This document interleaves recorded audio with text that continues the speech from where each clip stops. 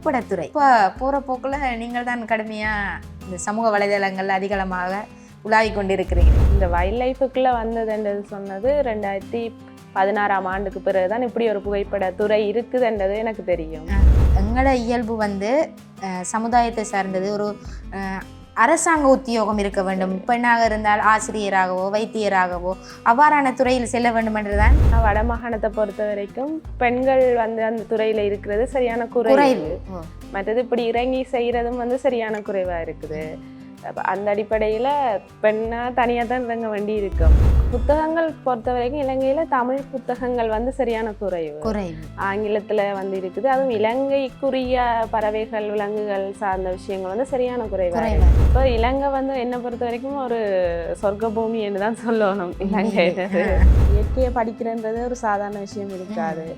அப்போ அதுக்கு இன்னுமே நாங்கள் பயிற்சி எடுத்துக்கொண்டே தான் இருக்கணும் இந்த ஃபீல்டுக்குள்ள. இப்போ தெரியும் சொல்லவே இல்லாது.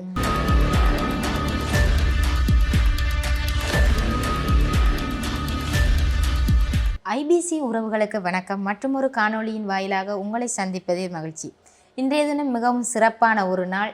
ஆங்கில புத்தாண்டு தின வாழ்த்துக்களை உங்களுக்கு தெரிவித்துக் கொண்டு இன்றைய நேர்காணலிலே ஒரு சிறந்த சகோதரி ஒருவரை அழைத்து வந்திருக்கின்றோம். புகைப்படத்துறையிலே அவர் சிறந்து விளங்குகின்றார். அவரைத்தான் இந்த காணொளிக்கு அழைத்து வந்திருக்கின்றோம். வணக்கம் அக்கா. வணக்கம்.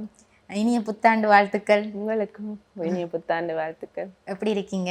நான் நல்ல சுகமாக இருக்கிறேன். இந்த புகைப்படத்துறை இப்போ போகிற போக்கில் நீங்கள் தான் கடுமையாக இந்த சமூக வலைதளங்கள் அதிகளமாக உலாவி கொண்டிருக்கிறீங்க. இது எப்படி உங்களுக்கு இதன் மேலான ஆர்வம் வந்தது? இந்த ஆர்வம் சின்ன வயசுலேருந்து இருக்குது புகைப்படம் எடுக்கிறதுல. ஆனால் இந்த வைல்ட் லைஃபுக்குள்ளே வந்ததுன்றது சொன்னது 2016ஆம் ஆண்டுக்கு பிறகுதான் இப்படி ஒரு புகைப்படத்துறை இருக்குதுன்றது எனக்கு தெரியும். மற்றபடி நாங்கள் ஆக்களை எடுக்கிறது அல்லது இயற்கை எடுக்கிறது அப்படி நார்மலாக செய்து கொண்டிருந்தது ஃபோனுகளில் அப்படி. ஆனால் இப்படி ஒரு துறை இருக்குன்னா அதுக்கு பிறகுதான் எனக்கு தெரிஞ்சு இன்னும் ஆர்வம் கூடினது அதுக்குள்ளே போகணும் அப்படின்றது. இந்த வைல்ட் துறையை நீங்கள் எதனால் அதை தெரிவு செய்து எடுத்தீங்க? எனக்கு இயற்கையிலையும் மிருகங்கள் பறவைகளில் சரியான ஆர்வம் கூட. அதை ரசிக்கிறது, பாதுகாக்கிற விஷயங்கள் அப்படியான விஷயங்கள்ல கூட இருந்ததால் ஆக்களை ஃபோட்டோஸ் எடுக்கிறத விட இதுகளை எடுக்கிறது நிறைய எனக்கு விருப்பம். அவை இந்த நடத்தைகள் விஷயங்கள் வாழ்வு முறையை எடுக்கிறது நிறைய விருப்பம். அதில் அப்படி ஆர்வம் கூடினது தான் இதுக்குள்ள. இப்போ நீங்கள் இந்த துறையை தெரிவு செய்து ஒரு பெண்ணாக இருந்து கொண்டு இந்த துறையை தெரிவு செய்து போகும்போது உங்களோட பேரண்ட்ஸ் என்ன சொன்னவங்க, உங்களோட பெற்றோர்கள்? பேரண்ட்ஸுக்கு இதில் பெரிய அளவில் விடயங்களுக்கு தெரியாது அவ்வளோத்துக்கு. அதான் இப்போ என்னென்னா இப்போ நாங்கள் எங்களோட இயல்பு சமுதாயத்தை சார்ந்தது. ஒரு அரசாங்க உத்தியோகம் இருக்க வேண்டும், பெண்ணாக இருந்தால் ஆசிரியராகவோ வைத்தியராகவோ அவ்வாறான துறையில் செல்ல வேண்டும் என்றுதான் அதிகளவான பெற்றோர்களின் விருப்பமாக இருக்கும். அப்போ நீங்கள் இதை சொல்லும்போது அவங்க ஒன்றும் சொல்ல இல்லையா? எனக்கு எப்படின்னு சொன்னால், இப்போ நான் வேலை செய்கிறது இன்னும் ஒரு நிறுவனம் ஒன்றில். அப்போ இதை என்னுடைய பார்ட் டைமாகவும் ஒரு பொழுதுபோக்கு செயற்பாடாகவும் தான் எனக்காக செய்து கொண்டு வரேன். அது அவைக்கு அந்தளவுக்கு பெரிய தாக்கமாக தெரியல. ஆனால் தனியாக போகிறது வர விஷயங்கள் பயம் இருக்கும். ஆனால் ஒரு நம்பிக்கையோட விட்டுருக்காங்க. இப்போ நாங்கள் இந்த சமுதாயத்தில் தனித்து செயற்படுறதுன்றது ஒரு கடினமான ஒரு வேலையாக இருக்கிறது. நீங்கள் இந்த பறவைகளை விலங்குகளை எடுக்கிற அந்த துறையில் இருக்கும்போது, அந்த ஃபோட்டோ எடுக்கிற துறையில் இருக்கும்போது இதுக்காக நீங்கள் காடுகளை நோக்கி பயணங்கள் செய்ய வேண்டியது அப்படி ஏதும் ஒரு அனுபவம் இருக்குது அவங்களுக்கு? நிறைய இருக்குது. எப்படி இருக்கும்? அந்த தனியாக போயிருக்கீங்களா? அங்கே எப்படி இருக்கும் உங்களுக்கு? தனியாக போகிறது தான் இப்போ கூட. என்னென்று சொன்னால் வடமாகாணத்தை பொறுத்த வரைக்கும் பெண்கள் அந்த துறையில் இருக்கிறது சரியான குறைவு. மற்றது இப்படி இறங்கி செய்கிறதும் சரியான குறைவாக இருக்குது. அந்த அடிப்படையில் பெண்ணாக தனியாக தான் இறங்க வேண்டி இருக்கும். மற்றது இந்த துறையில் ஆர்வம் இல்லாத ஆட்கள் சப்போர்ட் பண்ண மாட்டாங்க. ஏன்னா இதுக்கு நிறைய பொறுமை தேவை, அமைதியாக இருக்கணும், ஒரு நாள் ஃபுல்லாக ஒரு இடத்துல வெயிட் பண்ணணும், அப்படியான விஷயங்கள் நிறைய இருக்குது.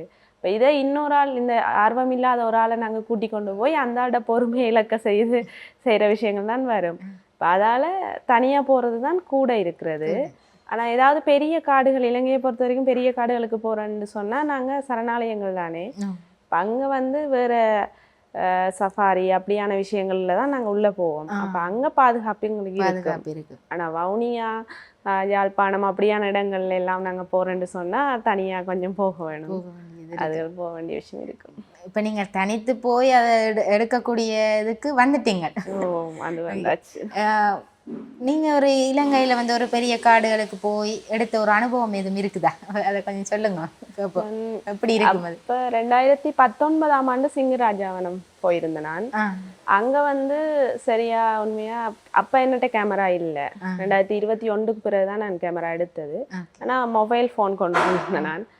அது கண்ணால பார்த்து, இப்ப கேமராவை விட நாங்க கண்ணால பார்த்து கூட ரசிக்கிறது வந்து நிறைய கூட இருக்குது. அதுதான் முதல் தடவை இலங்கை இந்த பெரிய காடுன்ற அடிப்படையில போயிருந்தது. நிறைய விஷயங்கள், நிறைய பறவைகள், மிருகங்கள் வந்து அங்க வித்தியாசமானது இருக்கும். அது பார்க்கக்கூடியதா இருந்தது எனக்கு. அது இன்னும் ஆர்வத்தை தோண்டினது எனக்கு, வைல்ட் லைஃபுக்குள்ள போகணும் போகணும்ன்றது. உண்மையிலேயே இப்போ நாங்கள் ஒரு அமைதியான இடத்துல இயற்கையான சூழல் இருக்கும்போது அங்கே ஒரு எங்களுக்கு ஒரு மனதிற்கான ஒரு நிம்மதி ஒன்று கிடைக்கும். அப்போ நீங்கள் அந்த இரவு நேரங்கள் பொழுதுகள் அங்கே தங்கி அப்படி இதுகள் நடந்திருக்குதா? நீங்கள் ஃபோட்டோ இதுகள் எடுத்த மாதிரி? எடுத்திருக்கிறோம். இரவு சஃபாரி வந்து செய்தது இருக்கு. அது இங்கே இல்லை. அது இலங்கையை பொறுத்த வரைக்கும் நைட் சஃபாரி என்றது சரியான குறைவு. அது செய்ய இயலாது. ஆனால் வேற நாடுகளில் வந்து அது செய்திருக்கிறேன். நீங்கள் அப்போ வெளிநாடுகளுக்கான பயணங்களை மேற்கொண்டிருக்கீங்க? இது சார்ந்து வைல்ட் லைஃப் ஃபண்ட் அது சார்ந்து மட்டும் போகையில் வேற கல்விக்காக போயிருந்ததுல தாய்லாந்துல அந்த நைட் சஃபாரி வந்து செய்திருந்தாங்க. இப்போ முள்ளம்பன்றிகள், ஓநாய்கள், அதுகள் வந்து இரவுல திரியக்கூடிய விலங்கு இனங்களை வந்து பார்க்கக்கூடிய மாதிரி இருந்தது.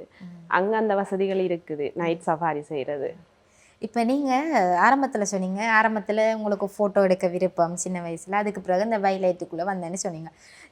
இது சார்ந்த அந்த அறிவுகளை நீங்கள் ஒரு பறவை இப்போ முதலே எடுக்க சொன்னால் கூட அதில் என்னென்ன இனங்கள் இருக்குது, அது எப்படி இயங்கும், அதை எந்த டைமில் ஃபோட்டோ எடுக்கணும், அது வரைக்குமே நீங்கள் அந்த அறிவு சார்ந்த விடயங்களை நீங்கள் உங்களோட ஒவ்வொரு காணொலியின் வாயிலாகவும் அதை ஒவ்வொருவருக்கும் தெரியப்படுத்தி கொண்டு வரீங்க. அது வாயிலாக நீங்கள் வெளிப்படுத்தி கொண்டு வரீங்க. இதை நீங்கள் எவ்வாறு அறிந்தீங்க? நீங்கள் எவ்வாறு படித்து கொண்டீங்க? உங்களுக்கு யாராச்சும் சொல்லி தந்தாங்களா, இல்லை நீங்கள் புத்தகங்கள் மூலம் படிச்சிங்களா? அது எப்படி உங்களுக்கு? கூடுதலாக வந்து புத்தகங்கள் தான். புத்தகங்கள் தேடி எடுத்து படிக்கிறது தான் கூட விஷயம் இருக்கும். மற்றது யூடியூப் தான் கூட எனக்கு உதவி செய்தது ஃபோட்டோகிராஃபிக்குள்ளே போகிறதுக்கு. புத்தகங்கள் பொறுத்த வரைக்கும் இலங்கையில தமிழ் புத்தகங்கள் வந்து சரியான குறைவு. ஆங்கிலத்துல வந்து இருக்குது. அதுவும் இலங்கைக்குரிய பறவைகள், விலங்குகள் சார்ந்த விஷயங்கள் வந்து சரியான குறைவா இருக்கு. ஒரு சந்தர்ப்பம் கிடைச்சது 2019ஆம் ஆண்டு கொழும்பு யூனிவர்சிட்டியில வந்து இப்படி ஒரு டீமை கூப்பிட்டு அதுல நானும் ஒரு மெம்பர் ஆயிருந்தேன். நான் அதுல சில விளக்கங்கள் வந்து தந்திருந்தது. இப்படி பறவைகள், மிருகங்கள் சார்ந்து அதன் நடத்தைகள் சார்ந்த விஷயங்கள் இருந்தது. அதுலேயும் எனக்கு சில புத்தகங்கள் கிடைத்திருந்தது. பிறகு இந்தியாவுக்கு போய் இந்த டைம் நிறைய புத்தகம் தேடி எடுத்திருந்தேன் நான். ஏன்னா இந்தியாவின் சூழலும் இலங்கையோட சூழலும் கிட்டத்தட்ட ஒன்று அடிப்படையில் அந்த விலங்குகள், மிருகங்களும் இங்கே இருக்குது சிலது. அதுகளை வச்சுக்கொண்டு போறதுதான் இப்ப இருக்குது. கூட தேடல் தான், வலைதளங்கள், புத்தகங்கள் தேடித்தான் எடுக்க வேண்டி இருக்குது. உங்கள் ஒவ்வொரு காணொலியும் நாங்கள் பார்க்கும்போது சிறந்த முறையில் அதை நீங்கள் விளங்கப்படுத்தி இந்த பறவைகள் இவ்வாறு செயற்படணும் என்றதை அதை நீங்கள் வெளிப்படுத்தும் போது அதுக்கான ஒரு அறிவூட்டல் உங்களுக்கு இருந்தால் தான் மட்டும்தான் அதால் முடியும். என்னென்னு சொன்னால் ஒவ்வொரு இப்போ உதாரணமாக எடுத்துக்கொண்டோம்னு சொன்னால் நிறைய பேருக்கு தெரியாது முதலிய இனங்கள் எத்தனை இருக்குது, பறவை இனங்களில் ஒரு கிளி எடுத்துக்கொண்டாலும் எத்தனை வகையான கிளிகள் இருக்குதுன்னு தெரியாது. எங்களோட நாட்டின் ஒவ்வொரு இப்போ தொழில் சார்ந்து இயங்கும் போதும் முதலாவது ஒரு தொழிலுக்கு நாங்கள் செல்லும்போது பார்க்க வேண்டிய விடயமாக பொருளாதாரம் காணப்படுது. உங்களோட இந்த தொழிலுக்கான ஒரு பொருளாதாரமாக இருக்கட்டும், உங்களோட இந்த தொழிலுக்கான வருமானமாக இருக்கும், அது இதனூடாக உங்களுக்கு ஈட்டுக்கொள்ளக்கூடிய மாதிரி இருக்குதா? வைல்ட் லைஃப்பை பொறுத்த வரைக்கும் அப்படி பெரிய அளவு பொருளாதாரத்தை நாங்கள் ஈட்டிக்கொள்ள முடியாது. எங்களுக்கு இன்னொரு தொழில் வந்து இருக்க வேணும் கட்டாயம். இருந்து கொண்டு இதை நாங்கள் செய்யலாம். சில நேரங்களில் இந்த பெரிய பெரிய வைல்ட் லைஃப் ஃபோட்டோகிராஃபர்ஸ் எல்லாம் வந்து இதை ஒரு தொழிலாகவும் செய்கிறது இருக்குது. இலங்கையை பொறுத்த வரைக்கும் அது கொஞ்சம் குறைவு. ஏன்னா இப்போ இலங்கையில் அதற்கான வளங்கள் குறைவாக கிடக்குது, அதுக்கான ஆட்களும் இல்லை. அப்போ வெளிநாடுகளை பொறுத்த மட்டும் அதை வந்து உண்மையிலே நீங்கள் சொன்ன மாதிரி தொழிலாக செய்யக்கூடிய ஆட்கள் இருக்கிறாங்க. இப்போ எனக்கு நான் கூடுதலாக இங்கே சில பயிற்சிகள் வந்து சில பேருக்கு கொடுக்கறது, விரும்பி கேட்குற ஆட்களுக்கு பயிற்சிகள் வந்து கொடுக்கறது, சில கல்வி நிறுவனங்கள் வந்து பயிற்சிகள் கொடுக்க சொல்லும். அப்படியான விஷயங்கள். அதாவது சிறுவர்களை வந்து ஒரு கூட்டா எடுத்து சீசன் டைமுகளுக்கு கூட்டி கொண்டு போறது, அப்படியான விஷயங்கள் செய்யறது. மற்றபடி சோசியல் மீடியாக்குள்ள அப்லோட் பண்ற விஷயங்கள் அதுகள் தான் இருக்குது. இதுல வருமானம் வந்து தொடர்ச்சியா நாங்க அதை செய்ய முடியாது. அது ஒரு விருப்பத்தோட செய்யற விஷயமா இருக்கும். இப்போ வேறு நாடுகளில் வந்து அதை வருமானமாக செய்யக்கூடியதாக இருக்கும். எங்களோட நாட்டில் வந்து அதுக்கான வளங்கள் குறைவாக இருக்குது. இப்போ இப்போ இலங்கை வந்து உலக நாடுகளில் சுற்றுலா பயணத்தின் பட்டியலில் வந்து பார்வையிடக்கூடிய நகரத்தில் யாழ்ப்பாண நகரம் வந்து இடம் பிடித்திருக்கு. அதே மாதிரி இலங்கை நாடு என்ற அடிப்படையில் இலங்கை நாடும் இடம் பிடித்திருக்குது. இந்தியா கூட ஒரு பின்னுக்கு தானே இருக்குது. இலங்கை வந்து 5ஆம் இடத்துல இடம் பிடித்திருக்குது. இதெல்லாம் பார்க்க போனால் அவ்வளவு வளங்கள் எங்களோட இயற்கை சூழல் எங்களோட சுற்றுலா தலங்களாக காணப்படுது. இதெல்லாம் ஒரு சுற்றுலா பயணி வந்து இங்கே ஒரு பார்வையிடும் போது அவர்களுக்கான போதுமான வளங்கள் எங்களோட நாட்டில் இருக்குதா? ஸோ எங்களோட நாட்டில் நிறைய வளங்கள் இருக்குது. ஆனால் உண்மையாக கிராமப்புறங்கள்லேயும் நிறைய வளங்கள் இருக்குது, காடுகள் நிறைய இருக்குது. ஆனால் அது வெளியில வாரது சரியான குறைவு. வவுனியா யாழ்ப்பாணத்தை பொறுத்த வரைக்கும் சரியான குறைவு தானே வெளியில வார விஷயங்கள். ஆனால் நிறைய விஷயங்கள் இருக்குது. மன்னார் யாழ்ப்பாணம் எல்லாம் இடப்பெயர் பறவைகள் வந்து சரியான கூட இலங்கையை நோக்கித்தான் வாரது. ஏண்டா இங்கதான் அந்த அதுக்கு இந்த காலகட்டத்திலே எல்லாம் வெளிநாட்டு பறவைகள் வருகை இருக்குது. அப்ப இலங்கை வந்து என்னை பொறுத்த வரைக்கும் ஒரு சொர்க்க பூமின்னு தான் சொல்லணும் இலங்கை. அது சரி, நீங்க இங்கிருந்து வாழ்ற அந்த மனிதர்களுக்கு தான் தெரியும் அது ஒரு எப்படியான புனிதமான பூமின்னு சொல்லி. நீங்க ஆரம்பத்தில் இந்த நீங்க சொன்னீங்க மாணவர்களுக்கான பயிற்சிகளை வரங்க, அவங்க எப்படி உங்கள்ட்ட ஆர்வமாக அதை கற்றுக்கொள்றாங்களா? அவங்கள்ட்ட இருந்து என்னத்தை தெரிந்து கொண்டீங்க நீங்க? அவங்களுக்கு வந்து இதுல உண்மையா ஆர்வம் இருக்குது. பறவைகள் மிருகங்களை பற்றி நாங்க சொல்லி கொடுக்கறது இல்லை தானே. உண்மையா பிறந்த குழந்தையில இருந்து எல்லாமே டிவி இன்டர்நெட் போய்கொண்டிருக்கிறார்கள் தான் கூட இருக்குது. சுற்றுச்சூழல்ல கொண்டாந்து விடைக்கல அவைக்கு அந்த பார்க்கக்கூடிய பைனோகுலர்ஸ் அதுகளெல்லாம் நாங்க கொடுக்க வித்தியாசமா இருக்கும். இப்படி ஒன்று விஷயம் வச்சு பார்க்கறது அப்படின்றது அது சரியான ஆர்வம் அவைக்கு. புதுசான ஒரு பறவையை பார்ப்பினம்.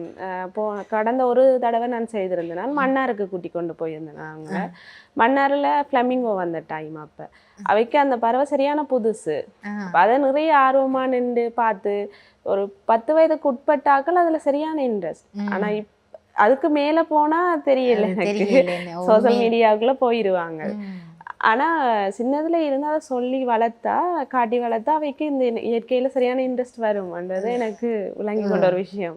எந்த ஒரு மாணவர்களுக்கான பயிற்சிகளை வழங்காட்டும், ஒரு துறை சார்ந்த அறிவூட்டல்களை வழங்குறதா இருக்கட்டும், அவங்களுக்கு வந்து அந்த ஒரு குறிப்பிட்ட வயது, அந்த ஒரு 10, 12, 15 வயதுக்குள்ள அவர்களுக்கு பழக்கி விட வேண்டும். இல்லையென்று சொன்னால் அவங்க வேறொரு இதை நோக்கி கொண்டு செல்ல வேண்டிய வழிகள் நிறைய இருக்குது.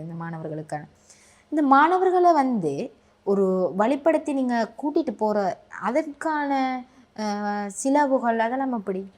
அது வந்து இப்போ நாங்கள் கிட்ட தானே வவுனியா மன்னர் அப்படியான விஷயங்களுக்குள்ள கூட்டி கொண்டு போய் பேரண்ட்ஸோட கதைச்சு தான் எடுக்கிறது. போக்குவரத்து செலவு மட்டும் பார்க்கக்கூடிய மாதிரி எடுத்துக்கொண்டு தான் செய்கிறேன் நானே தவிர அதுக்கு மேலதிகமாக கேட்குறேன். இல்லைன்னா எங்களோட சூழல்ல எங்களோட வறுமைக்கு உட்பட்ட மக்கள் தான் எங்களோட இருப்பாங்க. அப்போ அவைக்கு ஏற்ற மாதிரி தான் அந்த விஷயங்களை கொண்டு போகணும். இல்லாட்டி அது கொஞ்சம் கஷ்டமான விஷயமா போகும். நீங்கள் இப்போ இந்த பறவைகளை வந்து அதுகளை நீங்கள் நிறைய இடங்களுக்கு போய் பார்வையிட்டு இருப்பீங்கள், அதில் ஃபோட்டோ எடுத்திருப்பீங்கள், அதெல்லாம் சரி. இலங்கையில் வந்து குறைவடைந்து கொண்டு வருகின்ற விலங்குகளாக இருக்கட்டும் பறவைகளாக இருக்கட்டும் அப்படி எதுவும் இருக்குதா?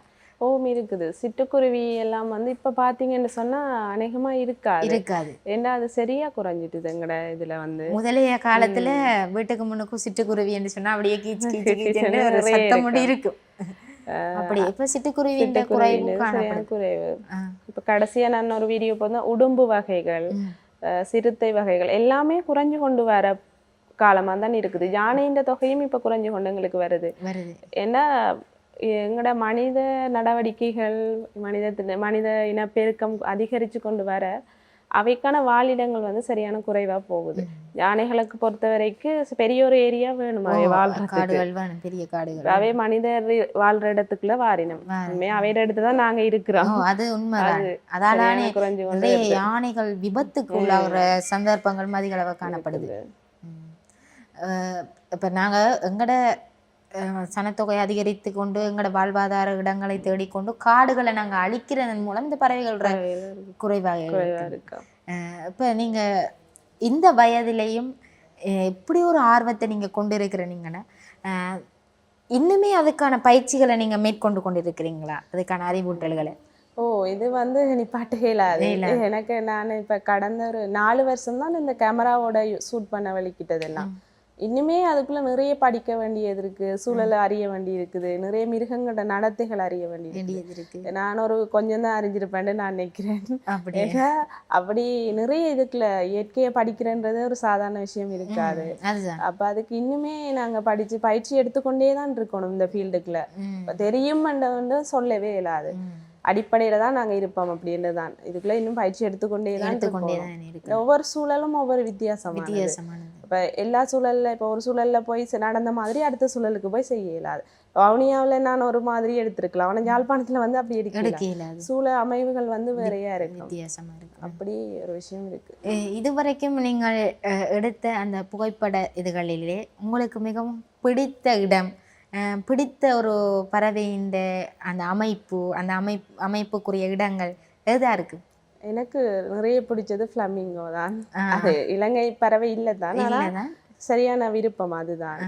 ஃப்ளமிங்கோ மன்னார்ல தான் கூட நான் எடுக்கிறது.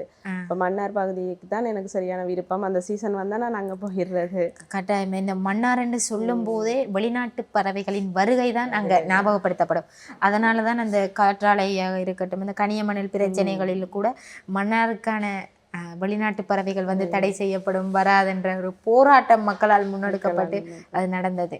என்னென்னு சொன்னால் வெளிநாட்டு பறவைகள் எங்கட நாட்டுக்கு வரும்போது அது ஒரு கொஞ்சம் அழகு தருமங்கிற இதுகள் இருக்கிறதுலையே.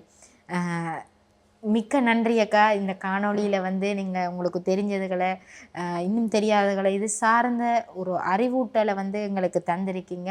எங்களுக்கு மட்டுமில்லை, இந்த வயதில் வந்து நீங்கள் ஒரு பெண்ணாக இருந்து கொண்டு பல்வேறு ஒரு உங்களுக்கான ஒரு தொழில் இருந்தாலும் கூட இன்னொரு இது ஒரு பொழுதுபோக்காக வைத்துக்கொண்டு இதை நீங்கள் நகர்த்தி கொண்டு இருக்கிறது வந்து மிகவும் சந்தோஷமாக இருக்குது. இப்போ சமூக வலைதளங்களில் எடுத்துக்கொண்டோம்னு சொன்னால், முகநூல் எடுத்துக்கொண்டோம்னு சொன்னால் உங்களுடைய காணொளி இல்லாதது இல்லை. ஏன்னா நிறைய பேர் உங்களை காணொலியை விரும்பி பார்க்குறாங்க. இப்போ ஒரு டிஸ்கவரி அந்த சேனலை எப்படி பார்ப்போமோ அந்த மாதிரி இப்போ உங்களோட காணொலியை பார்க்குறாங்க. அப்படி இருக்குது. இந்த தகவல்களை நீங்கள் இன்னுமே சரிவர இன்னுமே ஒரு மேலோட்டமாக படித்து அதை நீங்கள் இன்னும் கொண்டு வரணும் என்று எங்களை வாழ்த்துக்களை தெரிவித்துக் கொள்கின்றோம். நன்றி அக்கா. நன்றி.